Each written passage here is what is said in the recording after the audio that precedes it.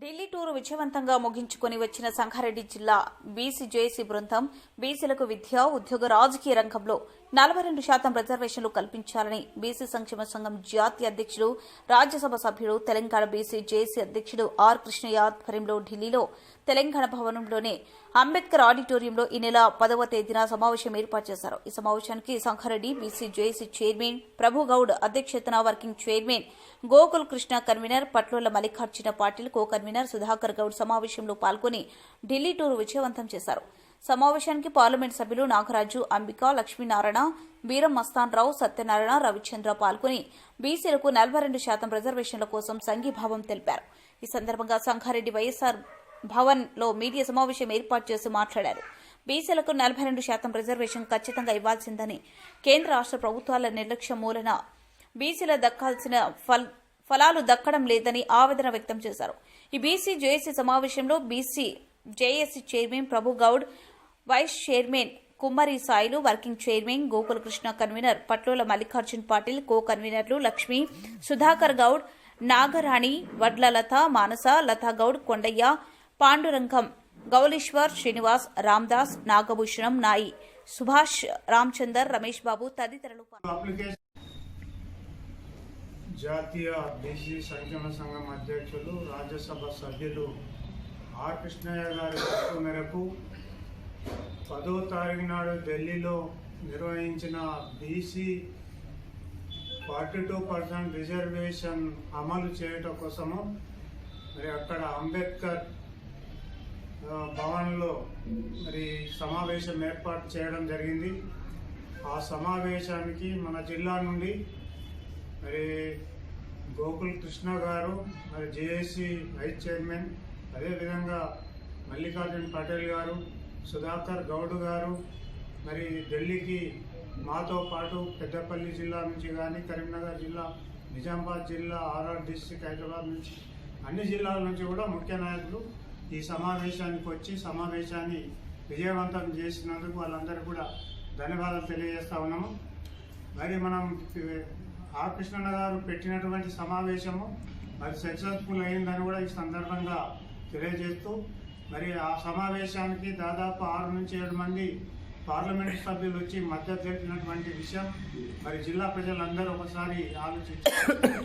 అదేవిధంగా మరి పార్లమెంట్లో బిల్లు పెట్టడానికి పార్లమెంట్ సభ్యులు సిద్ధమై వాళ్ళు అప్లికేషన్స్ బిల్లుకు సంబంధించిన పేపర్స్ కూడా తయారు చేయడం జరిగింది. మరి ఈ సమావేశాలలోనే పెడతామని కూడా భరోసా ఇచ్చి మరి సభామూలకంగా కూడా చెప్పడం జరిగింది.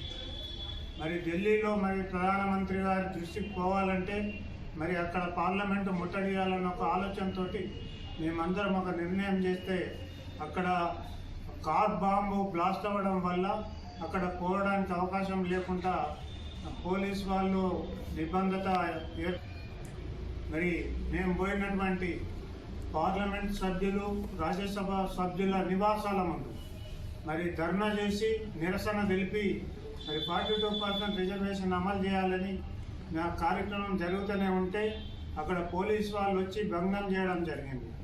ఆ నెక్స్ట్ డే ఏం చేసినామంటే ఏఐసిసి కార్యాలయానికి పోయి మన జాతీయ అధ్యక్షులు ఖర్గే గారు, మరి రాహుల్ గాంధీ గారికి కూడా రిప్రజెంటేషన్ చేయడానికి మేము ప్రయత్నం చేస్తాము.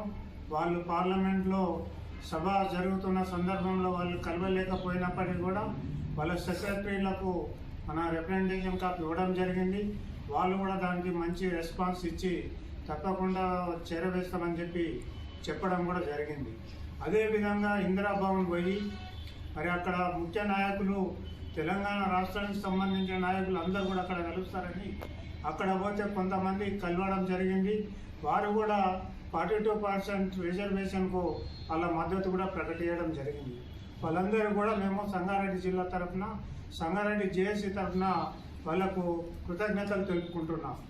ఈ యొక్క బీసీ రిజర్వేషన్లను రాబోయే తరాలకి మరి ఆ 42% రిజర్వేషన్లు తప్పకుండా ఇవ్వవలసిన అవసరము కేంద్ర ప్రభుత్వానికి ఉందని కూడా ఈ సందర్భంగా మేము కేంద్ర ప్రభుత్వాన్ని డిమాండ్ చేస్తూ ఉన్నాం.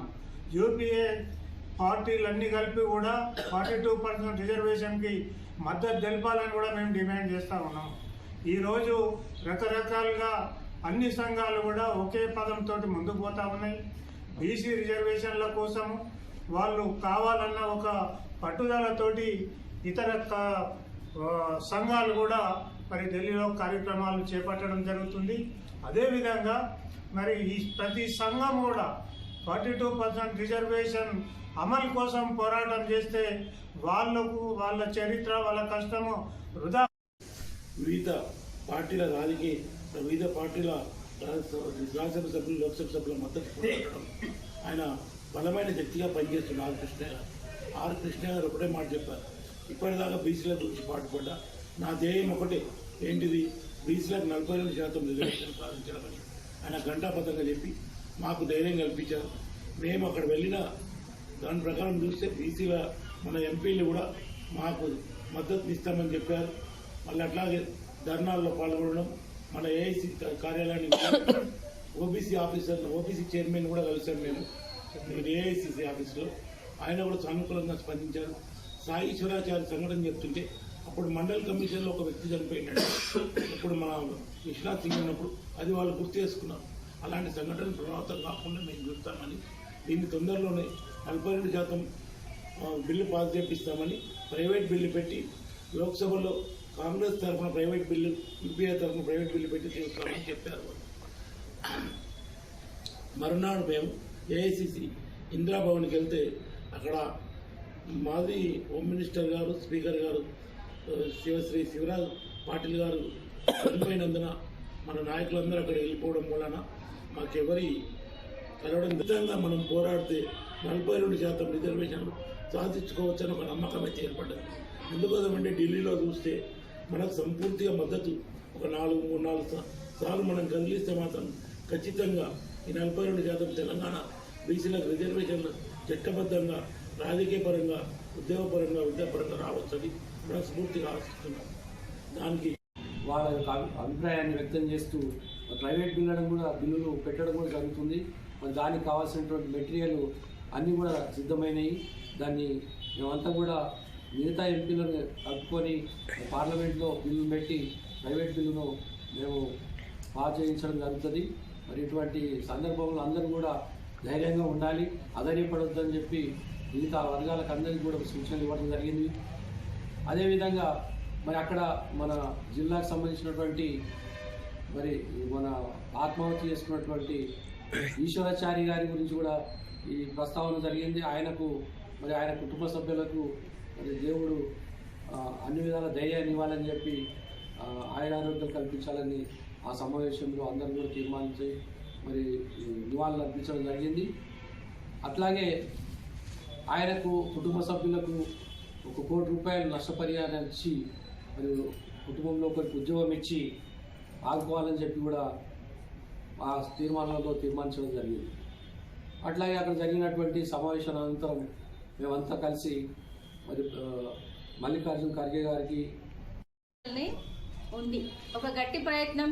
మేము బీసీలకు న్యాయం చేస్తాం, 42% 9 షెడ్యూల్లో చేసి వాళ్లకు రిజర్వేషన్లు మేము చేస్తాం అనేది కూడా ఇంకా కూడా బీజేపీ ప్రభుత్వము ఒక నిర్ణయానికి రావట్లేదు. ఖచ్చితంగా రావాలి అని చెప్పేసి కూడా మేము గట్టిగా బలంగా డిమాండ్ చేస్తున్నాం.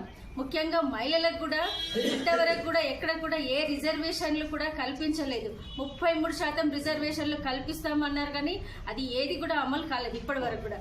ఉద్యోగంలో కానీ, విద్యలో కానీ, వైద్యంలో కూడా కానీ మేము కోరుతున్నాం ఏంటంటే మాకు న్యాయం చెయ్యండి, హక్కుగా మమ్మల్ని బీసీలను గౌరవించండి, మా హక్కులు మాకు ఇవ్వమని మేము ఇప్పటివరకు ఇంకా అడుగుతూనే ఉన్నాం. కనీసం మరి జెడ్పీటీసీ, ఎంపీటీసీ ఎలక్షన్లకు కూడా ఒక వినికిడి వినిపిస్తుంది. దాని వరకన్నా ఖచ్చితంగా బీసీ రిజర్వేషన్ అమలు చేయాలని చెప్పేసి మేము కోరుకుంటున్నాం. ఇట్లానే కాలక్షేపంగా చేస్తూ ఉంటే ఇంతకుముందు ప్రభుగౌడ్ అన్న చెప్పాడు చైర్మన్ గారు, ఎక్కడికైనా సరే మేమందరం నిలబడతాం, ఢిల్లీలో అయినా సరే నిరాహార దీక్ష చేయడానికి సిద్ధంగా ఉన్నామని చెప్పి నిజంగానే మేమందరం వస్తాం, ఢిల్లీలో కూర్చుంటాం, నిరాహార దీక్షలు చేస్తాం, మాకు సాధించుకునేదాకా మేము ఉద్యమ పోరాటం చేస్తూనే ఉంటాం. లేదా మర్యాదగా మీరు మాకు మా రిజర్వేషన్లు మాకు ఇవ్వమని మేము అడుగుతున్నాం. అది మా హక్కు, మా డిమాండ్గా అని చెప్పి కూడా మేము తెలియజేసుకుంటున్నాం. మరి ఢిల్లీ వెళ్ళొచ్చిన బృందానికి కూడా మరొక్కసారి